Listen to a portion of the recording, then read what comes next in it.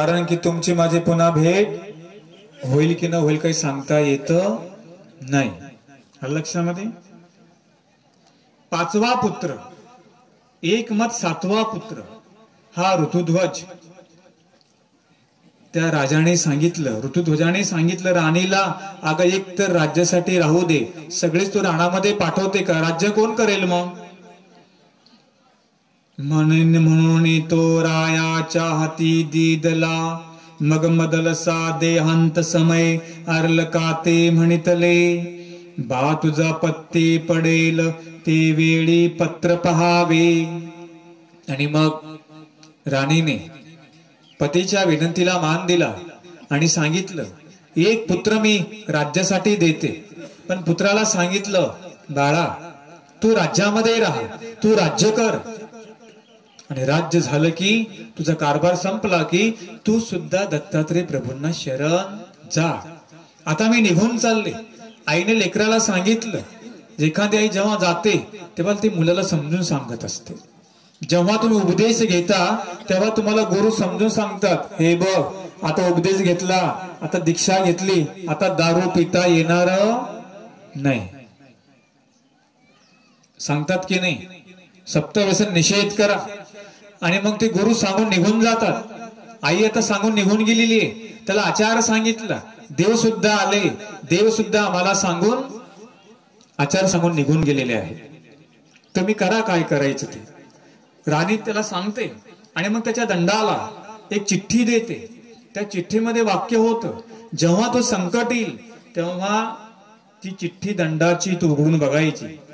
चिठ्ठीमध्ये होतं, त्यज भज कुरु स्मरण नित्यम.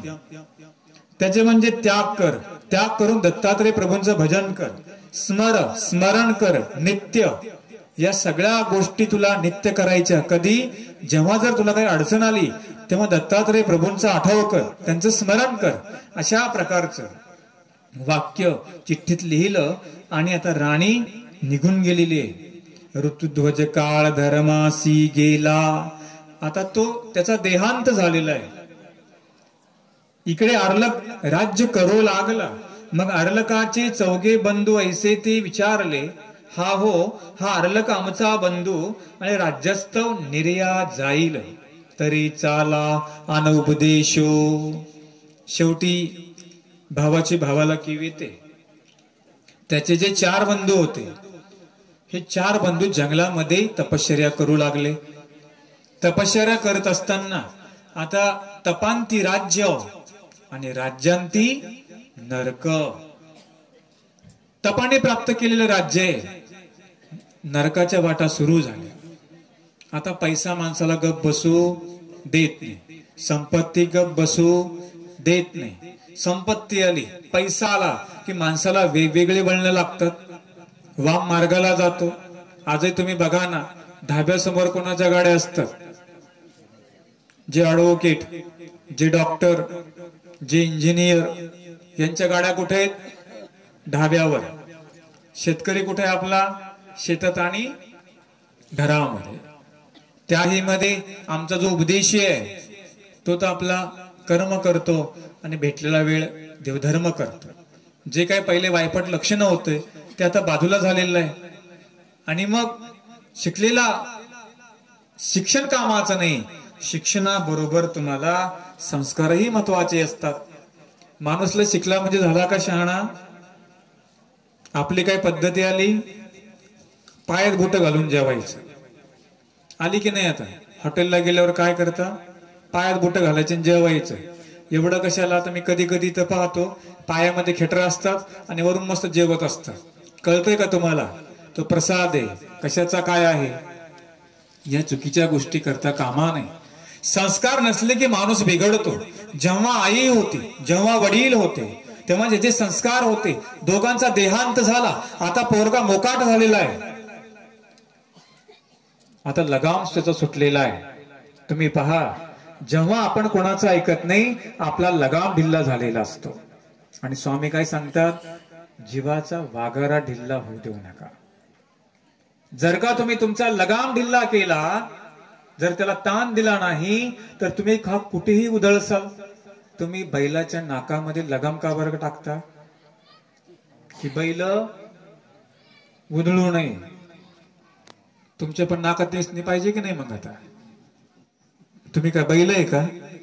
मग लगाम कोणता? लगाम म्हणजे विचारांचा, लगाम म्हणजे संस्कारांचा, लगाम म्हणजे संस्कृतीचा. हा लगाम आपल्याकडे पाहिजे. आपल्या मनाला कंट्रोल आणि संयम आपण केलं पाहिजे. याला म्हणतात लगाम. आपला जो चुकीचा पाय आहे तो बाजूला पडता कामा नये. स्वामी काय सांगतात? लगाम द्या. जर का तुम्ही लगाम नाही दिला, आपण सुद्धा चुकीच्या मार्गाकडे जाऊ शकतो. म्हणून लगाम देता आला पाहिजे. स्वतःला आवरून धरता आलं पाहिजे. मन मोकळं सोडणं कुणाच्या हातामध्ये? आपल्या हातामध्ये. आवरणं कुणाच्या हातामध्ये आहे? आपल्या हातामध्ये आहे. सगळं तुमच्याकडून देऊन ठेवलं ना देवाने. चार चातुष्ट मनबुद्धी चित्ताहंकार तुम्हाला दिलं. या गोष्टी आपल्याला समजायला पाहिजे, काय करायचं काय नाही करायचं. देव तर सांगून गेले आणि मग आता याचा लगाम ढिल्ला झाला. आता हा राजा मध्यप्राशनामध्ये लोळू लागला. पहिला साधना करायचा. आई होती, चांगला राहिला. आई निघून गेली, सांगायला कोण नाही. मध्यप्राशनात लोळू लागला. त्याच्या भावांना कळलं. भावाला कीव आली आणि भाऊ म्हणाले, अरे आपला भाऊ वायाला चालला. बघा, एरवी शेवटी प्रपंचामध्ये भाऊ भावाचा वैरी असतो की नाही? असतो ना. हा, भाऊच भावाचं डोकं फोडतो किंवा भाऊच भावाचा खून करतो. असं कुठं ऐकलं का? बहिणीने भावाचा खून केला? नाही, भावाने भावाचा खून केला. म्हणून परमेश्वर जो आहे तो सुद्धा बहिणीचा भाऊ आहे, भावाचा भाऊ नाही. नित्य बंधू. नित्य म्हणजे निरंतर. तुमचा तो बंधू आहे. भाऊ सांगायला गेले, आपला भाऊ बिघडत चाललेला आहे. तरी चालला जावो उपदेशो. ते म्हणतात चला आपण जाऊ आणि आता याला आपण थोडाफार उपदेश करू. उपदेशार्य नव्हे. आता मस्ती होती ना, धुंद झालेला होता. एखाद्याला घमंड असली, तुम्ही त्याला किती समजून सांगा तो तुमचा ऐकत नाही. याचं पण तसंच झालं. स्वतःचे भाऊ सांगू लागले, अरे राजा, आपण कुठल्या संस्काराचे? आपण दत्तात्रय प्रभूंचे शिष्य आणि तुला हे शोभतं का? आई तुला काय सांगून गेली, विसरलास का? तो म्हटलं, तुम्ही निघा राज्याच्या बाहेर. तुम्ही मला काही सांगपणा सांगत बसू नका. जर आम्ही काही सांगितलं ना चांगलं, ओ बाबा तुम्ही लय शान झाले का? तुम्ही नका लय शानपणा शिकू. आम्ही लय पोथ्या वळून पिल्यात, कशाचाच पत्ता नाहीये. अज्ञान आहे. म्हणून चांगलंच ऐकलं पाहिजे, चांगलं शिकलं पाहिजे. तर भावाला बाहेर काढलं आणि मग आता यांना समजलं की याला सुद्धा सगळं याचं हिसकून घ्यावं लागेल. आणि मग ते स्वतःचा जो मामा होता, राणी मदळसेचा भाऊ, ते म्हणजे काशीराज, हे पंचाळेश्वर परिसराकडे राहत होते. आपल्या मामाकडे गेले. मामाने बहिणीचे मुलं म्हणजे साधू आले, अर्धपाद्य केले, म्हणजे अर्ध्या पायावर त्यांच्या पाणी टाकलं, त्यांचं स्वागत केलेलं आहे. मग हात जोडोनी राये तया ते पुसिले. हात जोडोनी राजाने विचारलं, तुम्ही माझ्या घरी कसं काय आला? कवन कार्याले ती. तुम्ही कोणत्या कार्यासाठी आला? विचारलं. अतिथी असतो. अतिथीला आल्यानंतर आपण विचारपूस करायची असते. आलं का लक्षात? नाहीतर आले अतिथी, आले साधू, आपण आपल्याच कामात गुम. आपण आपलं झाडत बसायचं, आपले भांडे घासायचे, असं करता का? अतिथी आल्यानंतर त्यांची विचारपूस करायची. चहा घेता का? तुम्हाला जेवण करायचं, काय करायचं? अतिथीचा सत्कार असतो. तो कोणीही हो, जसं तुमचा पाहुणा येतो, इकडे साधू जरी आला आपण विचारपूस केली पाहिजे.